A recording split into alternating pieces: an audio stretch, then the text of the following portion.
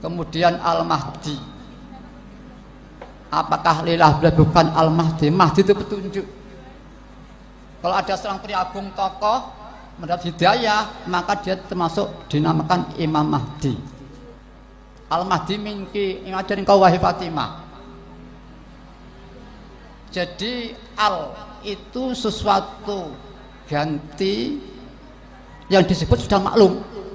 Oh, manusia mendapat petunjuk, al sudah cukup bagi Imam Mahdi. Nah sekarang Waqidiyah sudah maklum, lillah petunjuk akidah, penghambaan, jelas maklum. Makanya disebut Al-Mahdi tidak usah dikatakan itu tadi. Ini mungkin relevansinya ya. Kami tidak sekali lagi tidak mengatakan wajah Imam Mahdi, bukan ya juga bukan. Tapi memang ada dua awal Waqidiyah, ada orang jazab mengatakan, ya wajah ini awal berjalan Imam Mahdi. Iya. Kemudian berkembang berapa tahun, mu'alif da'wah pengamal itu termasuk perintis berjalan Imam Mahdi. Ini mungkin ya juga tadi ya. Dengan ketulusan, maka ini bukan bentuk karakter manusia, walaupun ini fisikis manusia, tapi nilai status ikhlas itu adalah siri Allah yang langsung diletakkan pada hambanya yang dicintai. Allah kun fayakun pada hati. Nah disinilah tidak ada yang mampu sendiri, maka terbukti mu'alif wajah karakternya sama. Coba mari kita amati. Pada tahun 1959 mu'alif mendapat dari alamat supaya beliau merjuangkan, ikut merjuangkan mental dengan batin, ikut beliau. Karena dari yang mampu saling sono. Beliau supaya ikut merjuangkan mental dengan batinnya. Ikut. Terjadi nanti sama lebih keras. Terjadi nanti beliau begini. Entah ya, pada waktu itu kami sempat gemetar setelah itu karena kerasnya peringatan para kanjeng hadirat. Dan kondisi itu beliau tahu lepas saja ya. Entah ya pada itu kami coret-coret, tahu-tahu kok jadi sholawat, padahal jadan sholawat pada waktu itu, tidak ada rencana buat sholawat, tapi terjadi sholawat. Jadi kan bukan beliau. Satu derek-derek, kedua ya itu tadi, kok coret dari sholawat tidak ada rencana. Ketiga, pernah beliau diminta Mbak Yai setelah peninggal panjang saya ikut siapa? Dia mesem dengan berkasih saya. Ya ikut Waqidiyah. Kalau ikut aku nggak ada, kamu bingung. Waqidiyah kan mujadid itu baru. Setidaknya ya kalau memang nanti ada berkembang lagi muncul 100 tahun. Lah aku jadi satu di situ. Kalau mungkin kita ini pernah diajak ke Jakarta oleh seseorang atau orang tua ya, kemudian diberi kendaraan, bisa menyupir, diberi bahan bakar, tanya, aku di Jakarta dengan siapa? Ya kamu sedang mobil kamu itu. Nah ternyata setelah diam-diam orang itu menyertai satu kendaraan, kita tidak tahu. Begitulah malifat kita barangkali. Dan keempat, beliau menjadi guru dan murid. Mengapa demikian? Biasa di dalam rohani itu kesaklekan, kefanatisan itu saklek, sehingga perkembangan keuniversalan cara pikir atau akidah pemikiran ya, keuniversalan akidah pemikiran itu terhambat. Satu contoh, jangankan sama manusia kita ini, contoh percontohan manusia agung, siapa itu? Nabi Musa, Nabi Khidir. Ini dengan satu fokus disiplin satu alam. Mungkin Nabi Khidir dengan satu alam, Nabi Musa demikian, yang nggak gaduh. Kami nggak yakin kalau beliau cuma sekian kemampuannya. Tapi mengapa ekspresinya hanya sekian ekspresi beliau? Yaitu mungkin untuk ekspresi penyataan perjalanan yang satu fokus. Maka alhamdulillah wajah ini kumpul ya kakak satu dia. Ini pertanda umat ini akan damai. Dan alhamdulillah wajah diuji alusnya ya. Kalau dikontrasi tidak terpancing, yang dikontrasi tidak terpengaruh, justru lancar kita itu. Yang kontrasi nggak celaka, yang dikontras lebih jaya. Seperti Rasulullah SAW di Taif dilempari batu beliau itu sampai berdarah-darah para kadir. Beliau merasa sakit, kecewa, menyesal, tidak ada ekspresi. Ya diam. Kelihatan setelah malaikat menawarkan pada beliau, ya Rasulullah, bukit ini kami angkatnya ya Rasulullah. Orang-orang yang menyakiti panjenengan ini kami hancurkan dengan bukit ini. Baru tampak, jangan malaikat, jangan dibela oleh Rasulullah SAW. Jangan malaikat, mereka tidak tahu malaikat. Justru didoakan para hadirin. Allah mahdi qaumi fa innahum para. Tidak mungkin kalau beliau tidak kelihatan tauhid musyahadah.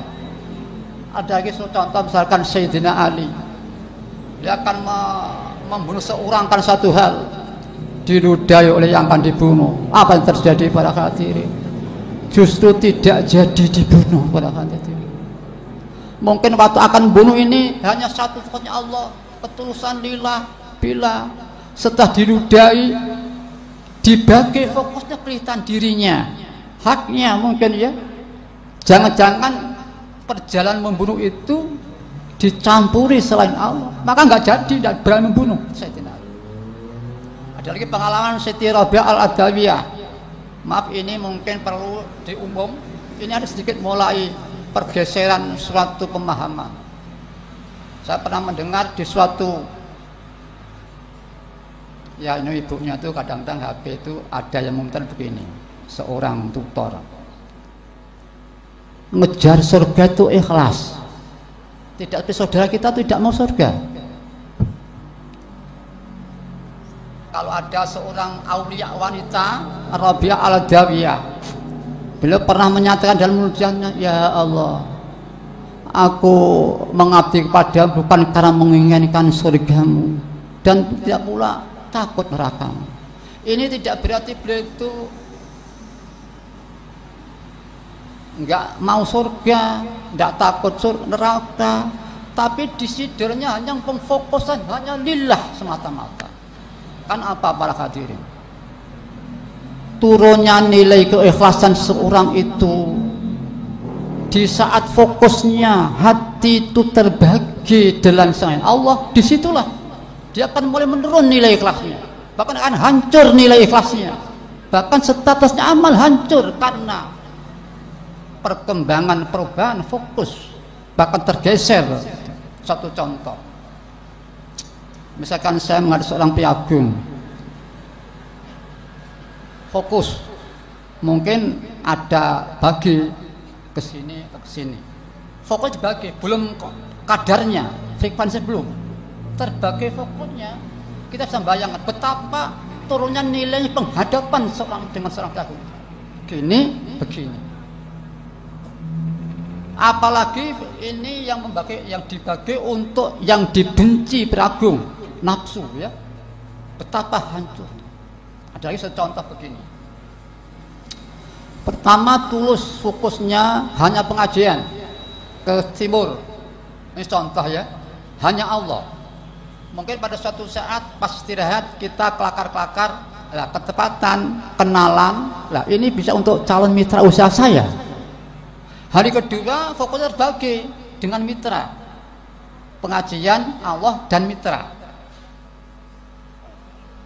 Berkembang fokusnya sebagai ini kepentingan macam ya. Berkembang tidak ada habisnya. Mungkin rumahnya barat, nanti kan lewat sini teman itu. Di nanti ini sudah habis waktunya, fokusnya hanya itu. Ini contoh. Jadi kefokusan itu menentukan tinggi dan nilai ketulusan seorang. Maka Sayyidina Ali di saat beliau itu sudah kabur fokusnya lillah dasana, karena diludai, mungkin dibagi ya, dia tidak berani meneruskan. Lah begitulah Rabi al-Adawiyah.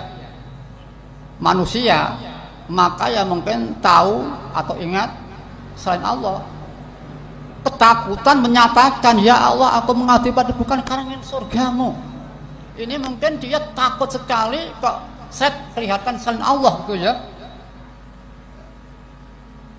Mungkin kita waktu usaha kelingan pamrih atau mungkin ya maaf ini ya, umpamanya di perusahaan atau ke kenegaraan, kok tahu serajin bekerja, tahu kok kelebat, mungkin fasilitas, gaji, macam-macam ya. Padahal kita fokus untuk negeri tercinta, jiwa raga, seret manusiawi ya. Dia takut setengah mati. Dia menyatakan, wahai negeri tercinta, aku mengatakan bukan karena gaji, bukan takut kami tidak ada apa-apa, takut semata untuk engkau wahai negeri tercinta. Apa ini nolak gaji? Kan tidak. Jadi kalau Rabi al-Adawiyah, beliau itu tidak menolak surga, hanya dia ketakutan kalau fokusnya di bagian Allah, maka dia menyatakan itu. Mari ini kita lebih belajar ya, kita belajar bersama-sama. Jadi fokus. Lah, mari kita lillah billah ya Rasul. Di saat kita yutikula dengan khafah, kita berjuang jihad. Kita fokus melihat ke atas. Maka yuti kita harus memandang kainnya. Ini paham aja ya. Di saat kita memandang kain, maka kefokusan kapas, kita berjuang jihad antara fokus kapas dan melihat kain. Ini teori-teori itu ya. Kalau kita tidak berjuang fokus kapas, ya kami tidak menyamakan Allah dan kapas ya. Cuman ini untuk memudahkan satu pemahaman, pengertian dalam satu ini. Ya.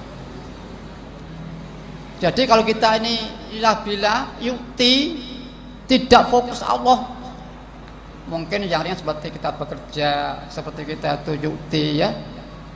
Mungkin terutama yang ringan-ringan, yang tidak menyita pemikiran, yang tidak menyita energi atau rohani. Misalkan kita menyapu, misalkan kita cuci, misalkan ya itu lebih mudah. Tapi kalian sudah diskusi, debat, mengatur organisasi, itulah ujian yang tidak mudah, tidak enteng ya. Mari kita sering-sering hati kita fokus hanya Allah, musyahadah. Prosesnya ingat difokuskan dengan frekuensi meningkat, berubah status menjadi musyahadah. Musyahadah terus meningkat menjadi istighraq wahidiyah. Istighraq wahidiyah meningkat menjadi akadiyah, ilah tabjad sebenarnya kita akhir musyahadah istighraq. Itu yang dimaksud istighraq akadiyah. Nah, nanti kita insya Allah dengan teori kita semua bisa istighraq wahidiyah. Satu contoh, sekali lagi kami tidak nyamakan ya, cuman mungkin ya untuk memudahkan relevansinya. Kita fokus memandang kapas, maka kita harus memandang kain di dalam kapas itu. Betapapun kita sadar, yakin, mata layar tetap kelihatan kainnya. Begitu benar ya. Ya lumayan. Kita masih fokus kesadaran kapas itu satu-satunya wujud. Satu wujud. Benang kan tidak ada. Kesadaran masih ada, tapi kenyataannya masih kelihatan kain. Itu tenggelam perpaduan. Istighraq wahidiyah. Ya Allah, tapi masih kelihatan lainnya. Itu istighraq wahidiyah. Di atas musyahadah nilainya itu. Padahal musyahadah itu sudah luar biasa. Seperti ini kita zaman. Sebaik-baik harimu engkau menyaksikan Tuhanmu. Iya, insya Allah saya dengar kan biasa. Kalau ulama sejagat, mulai jagat timur sampai jagat barat, ditanya hari apa yang terbaik, semua Jumat dan hari Arafah. Tapi di sini Sayyidina ini mengatakan Sebagai hamba itu engkau pas menyaksikan Tuhanmu. Musyahadah itu kalau teori-teori ini ya kita fokus Allah, ingat fokus dengan kadar frekuensi meningkat berubah penyaksian. Kita ingat teman putra yang mondok ya, yang sekolah di luar negeri, ingat terus fokus dengan frekuensi meningkat maka berubah hati menyaksikan. Musyahadah begitu pada Allah Ta'ala. Lah Allah lebih mudah. Kalau kita mungkin menyaksikan tidak pernah ketemu ya, mungkin putranya presiden pertama Amerika, putranya kita belum tahu orangnya, belum pernah ketemu, cerita kita membayangkan bisa, mendakan dekat bisa, asalkan tidak membayangkan fisiknya. Kalau membayangkan bisa tidak mungkin, tidak pernah ketemu fisiknya, tapi membayangkan perasaan dekat bisa. Lebih Allah ada gambaran pencipta qayyum yang mencipta dan berdiri sendiri dan memberikan yang lainnya. Hanya Allah yang ada. Lebih mudah. Maka sebetulnya manusia itu semua bisa musyahadah. Itulah kenikmatan-kenikmatan.